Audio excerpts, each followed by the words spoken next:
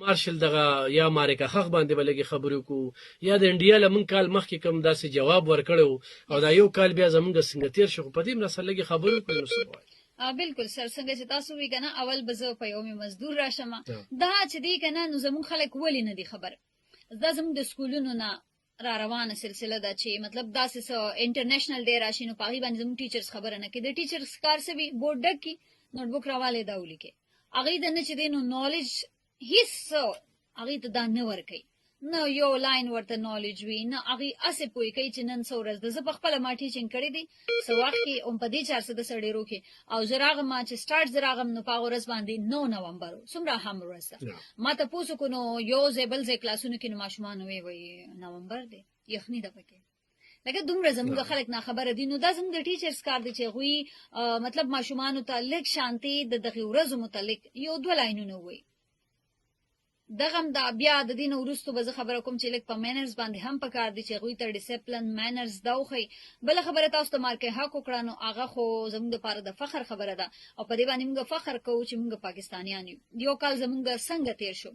یو کال کې چې دینو زموږ پاکستان چې کم اهمیت حاصل کړو دا غي نو ورستو او پاغه کې د بھارت چې دی رافیل راو غورځیدلی او یو ډیر چې ټرمپ هغه بالکل پریوتو شي بس دا جنگ دی ختم کیسو نو لکه زموږ پاکستان چې په یو کال کې څومره اهمیت ترلاسه کو او زموږ فیلډ مارشل اسیم منیر کردار په دې کې ډیر زیات هم دی بیا د وزیر اعظم شهباز شریف کردار څومره په نړیوال سطح باندې غوي ته یو شهرت پاکستانیانو ته شهرت ملو شو دا غوي څومره چې دینو غوي په بهر ملکونو کې دا غي ستاینه کیږي اوس د مذاکراتو د پاره غي څومره کوششونه زیات خلک چې دي نو هغه پاکستان د کردار ته ډیر زیات هغه انستای دا کردار هغه ته ډیر زیات خګوري زما په شمول تاسو ټول چې کم پوي خلک دي ای ورته خګوري ځکه چې عالمي سطح باندې پاکستان څومره هغه خپل هغه کوششونه وکړل پای کامیاب شو د مودو د کلونو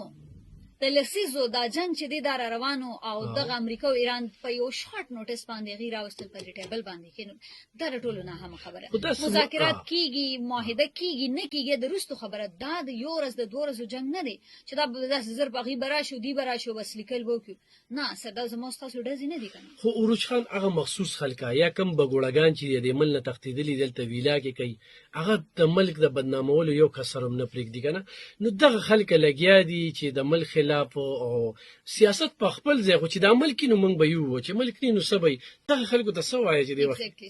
دا خلکو ته وزو وایم چې تاسو لاړ شئ او بل ملک ته تاسو په څه پیژندل کېږي په پاکستان باندې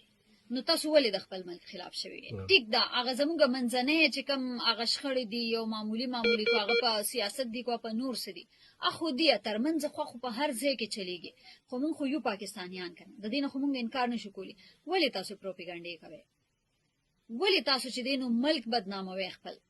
پاکستان ته په بهر ملکونو کې او په انټرنیشنل سطح باندې غي ته څومره اهمیت حاصل دي تاسو ګورئ نن سبا کې خلک اسی د پاکستان پاسپورت سره پکچر وباسي